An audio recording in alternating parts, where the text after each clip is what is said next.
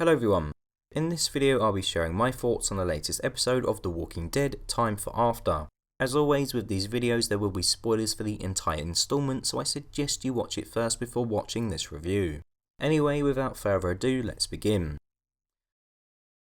After what has been a very solid start to Season 8, the show took a major dip in terms of quality last week, with an episode that seemed only to solely exist just to lay the groundwork for future events to take place.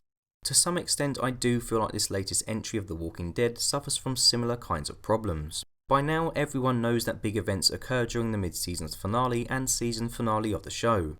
And unfortunately what this usually means is that the episodes that take place directly before these tend to become victim to bloated multiple story strands and drawn out slow pacing.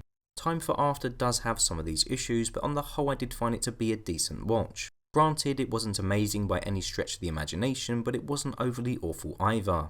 First off, I'll start by discussing what I did like this time around, and once again I find myself singing Eugene's praises.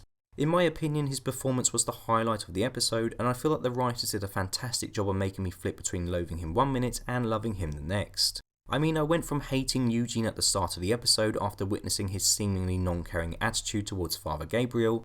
Also, his lame attempt in which he tried to tell Dwight to stop assisting Rick didn't exactly help either. However, I'll admit that by the end of the episode I did find myself understanding why he is so completely stone cold Negan. As I've mentioned before, one of the reasons why Eugene loves being part of the Saviours so much is because he feels valued, and the episode did a great job of showing how Negan has been able to wrap the mullet man around his little finger. It's obvious that under Rick, Eugene never really felt special. Negan on the other hand knows how to make him feel 10 feet tall. The moment in which Negan reached out his hand to offer Eugene a handshake, which Eugene awkwardly misread, was a great moment demonstrating Negan's ability to play people. He just has this fantastic knack for making this pickle lover feel important.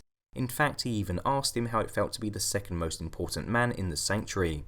This positive reassurance and sense of acceptance is exactly what Eugene has been looking for so long. I can imagine that even pre-apocalypse he wasn't particularly popular given his overly geeky nature, so for him to now be admired by the alpha male of the pack probably makes him feel more popular than he has ever felt in his entire life.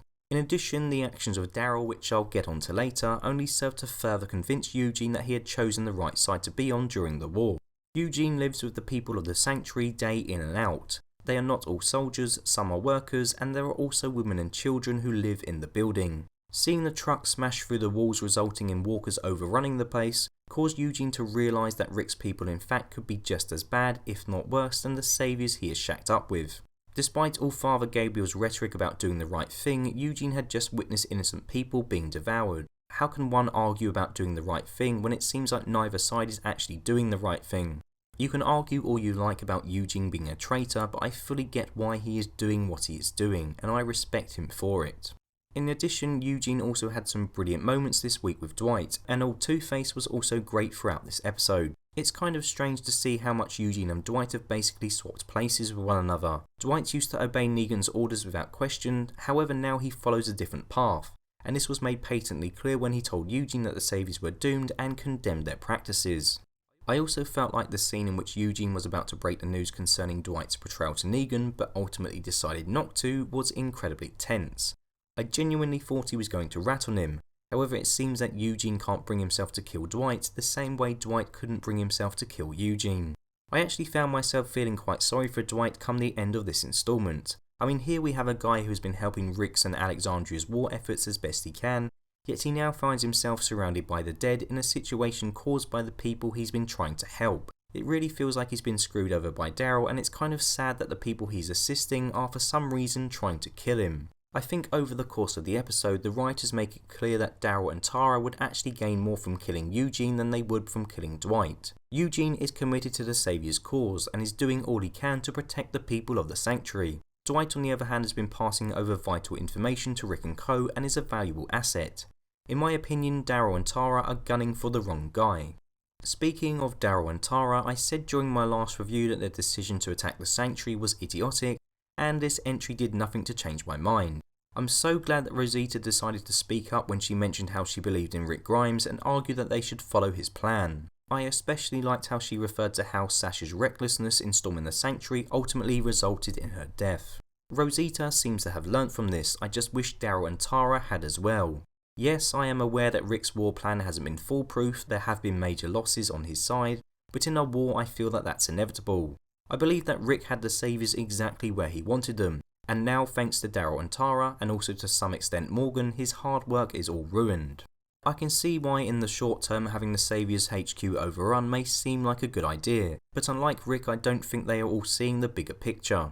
Rick made the argument that sabotaging the workers' home would cause them to hate the rest of the communities even more, which could result in extra people rallying behind Negan and his cause. Eugene's reaction was a prime example of this. As he witnessed the chaos unfold in the factory, you could see his face was full of hatred. Hatred towards Rick, the widow and the king.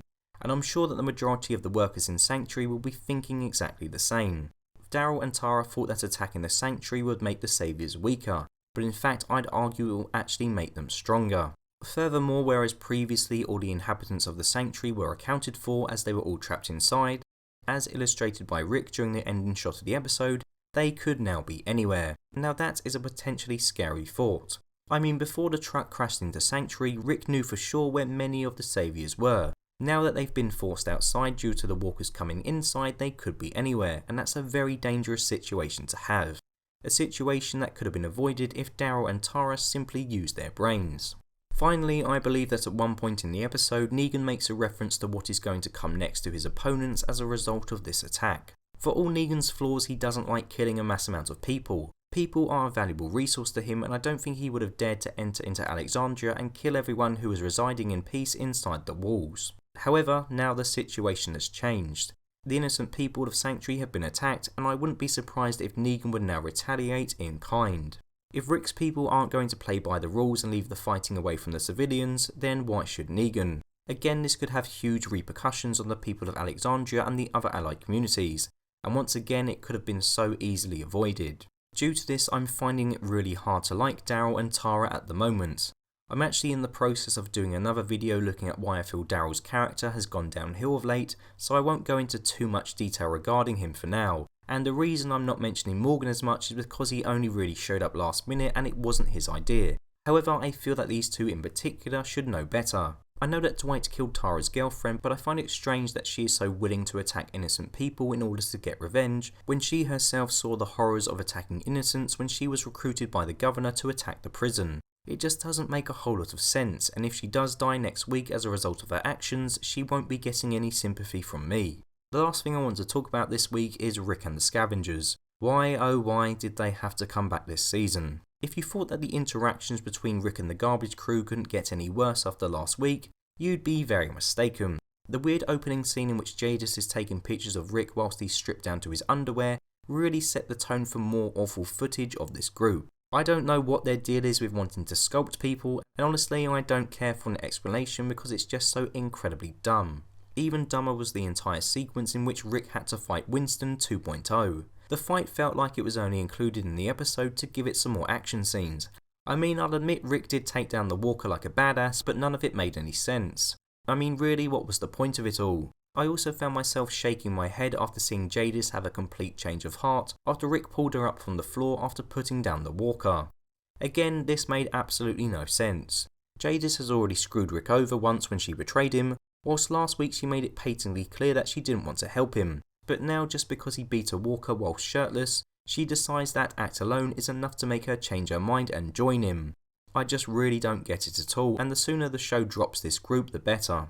Like I said at the start of this review, the latest episode of The Walking Dead wasn't amazing, nor was it really awful. It had some moments I didn't like the truck hitting the Sanctuary and the stupid trash people in particular, but I also felt that Eugene and Dwight alone made this episode worth watching.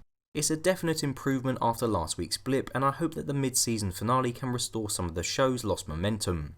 So there you have it, my review of this week's episode of The Walking Dead. As always, let me know your thoughts below, perhaps you agree with me or disagree with me, and until next time, thank you very much for watching and goodbye.